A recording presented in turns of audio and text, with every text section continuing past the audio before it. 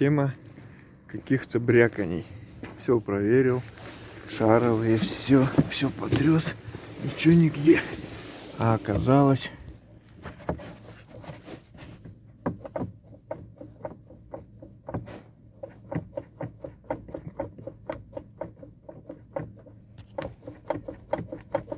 пыльники.